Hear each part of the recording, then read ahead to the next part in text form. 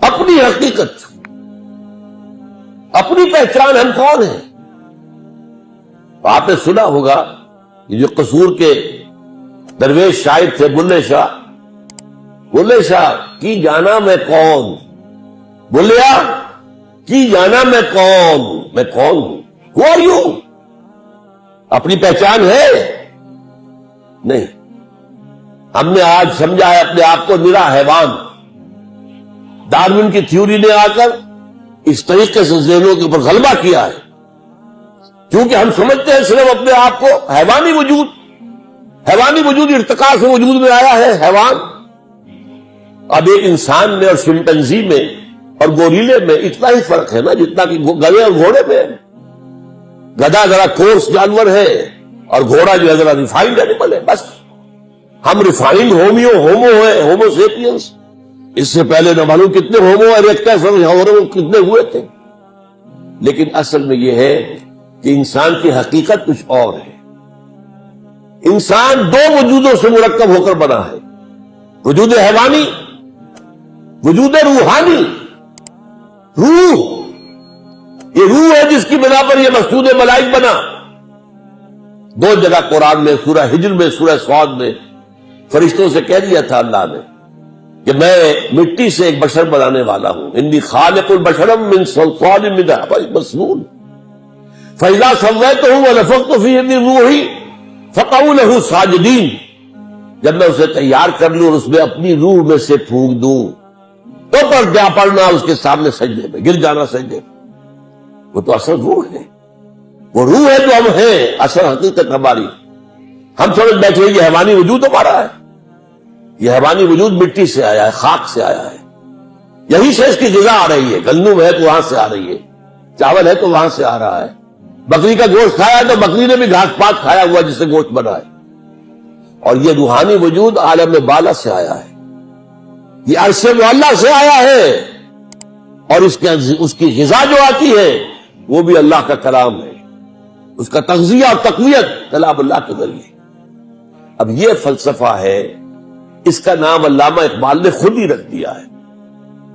چنانچہ سید نذیر نیازی جو علامہ کے خاص قریب بیٹھنے والے تھے، ہم نشین تھے، انہوں نے علامہ سے کہا، ابھی جو پروفیسر مظفر مرزا صاحب نے کہا تھا کہ علامہ نے مشرق و مغرب کے سارے فلسفے پڑھے، بڑے بڑے فلسفیوں کے نام انہوں نے گنوا دیے تھے.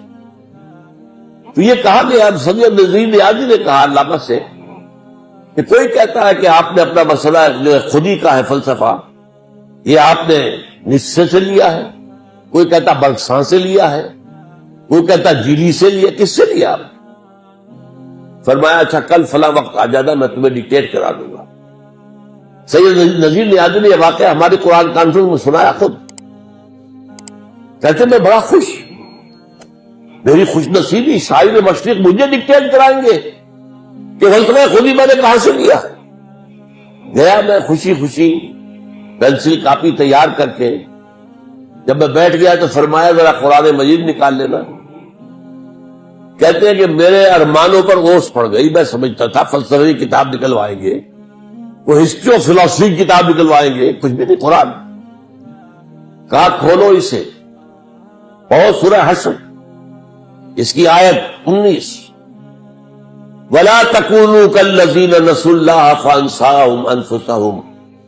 ان لوگوں کے مانند نہ بن جانا جنہوں نے اللہ کو بھلا دیا تو اللہ نے انہیں اپنے آپ سے غافل کر دیا. آپ سوچئے یہ اپنا آپ کون سا ہے جس سے انسان غافل ہوتا؟ کیا ہم اپنے حیوانی وجود کے تقاضوں سے غافل ہوتے ہیں؟ پیٹ کھانے کو مانگتا ہے، کیا اس کے لیے بھاگ دوڑ نہیں کرتے؟ ہماری جنسی خواہش ہے، شادی کرتے ہیں، ہمیں آرام چاہیے، ہمیں چھت چاہیے اپنے سر کے اوپر، بناتے کہ نہیں بناتے گھر؟ یہ سارے معاملات جو ہیں یہ در حقیقت ہم کسی چیز سے غافل نہیں ہوتے. دانت میں درد ہو جائے تو چاہے رات کو جا کر 1 بجے کسی ڈینٹسٹ سرجن کے جو ہے جا کر گھنٹیاں بجا بجا کے اسے جگانا پڑے، ہوتا ہے کہ نہیں؟ وہ کون سا اپنا آپ ہے جس سے وہ غافل ہو گیا انسان؟ اسی اپنا آپ کو ایک اور شعر میں علامہ اقبال نے بیان کیا ہے ڈھونڈ کے اپنی خاک میں جس نے پایا اپنا آپ. غور کیجئے، یہ خاک ہے جس کے اندر اپنا آپ کچھ مضمر ہے، کوئی اور شے ہے جو چھپی ہوئی ہے. ڈھونڈ کے خاک میں اپنی جس نے پایا اپنا آپ، اس بندے کی دہقانی پہ سلطانی قربان، اپنی خودی پہچان او غافل افغان. یہ اپنا آپ کیا ہے؟ اپنی خودی کو پہچاننا. یہ جو روح ہے جو اللہ سے بہت قریب ہے، یہ روح جو ہے غافل تو دلا صاحب ادراک نہیں ہے نور تجلی بھی اسی خاک میں پنہاں. تم خاکی ہو لیکن اس میں اللہ تعالیٰ کی تجلی موجود ہے. یہ تجلی ہے جس کا نام روح ہے. یہ ہے جو ہمارا اصل ایسنس ہے. اور اس کے لیے میں آپ کو اپنشد کا ایک جملہ سنا دیتا ہوں. میرا اندازہ یہ ہے کہ اپنشد جو ہے وہ حضرت ابراہیم علیہ السلام کے صحیفے ہے بگڑی ہوئی شکل میں. توجہ کیجئے، قرآن میں جن کتابوں کا ذکر ہے، تورات موجود ہے، چاہے محرف ہے، تحریف شدہ ہے تو صحیح. زبور موجود ہے، بک آف سامس، انجیل موجود ہے، اگرچہ بگڑی ہوئی ہے. تو پھر یہ صحف ابراہیم کہاں گئے؟ صحف ابراہیم کہاں گئے؟ میری تحقیق یہ ہے کہ ابراہیم کی ایک شاخ وہ ہندوستان میں آ کر آباد ہوئی ہے. وہ برہمن، یہ برہم ابراہیم سے بنا ہے، برہمن. اور برہما جو خدا کا نام ہے، خدا کا تصور برہما اور ابراہم اور برہم، اور ان کے جو صحیفے تھے وہ بگڑی ہوئی شکل میں اپنشد میں شکل میں موجود. اس کا ایک جملہ سنیے، جیسے قرآن مجید کی آیت ہے، وَلَا تَكُونُوا كَالَّذِينَ نَسُوا اللَّهَ فَأَنسَاهُمْ أَنفُسَهُمْ. اسی طرح اپنشد کہتا ہے man in his ignorance identifies himself with the material sheets which encompass his real self. Real self تو اندر ہے. یہ گوشت جو ہے لپٹا ہوا ہے، یہ ہڈیاں، گوشت اور پوست اور یہ کھال، یہ سب جو ہے لپٹے ہوئے ہیں. یہ نہیں ہے تم کچھ اور ہو. تم وہ ہو جو اندر بیٹھا ہوا ہے. وہ ہے وہ انسان، وہ ہے انا، وہ ہے خودی، وہ ہے فرائڈ کی زبان میں ایگو. وہ ہے، وہ اصل انسان ہے. یہ تو در حقیقت لباس ہے اس کے.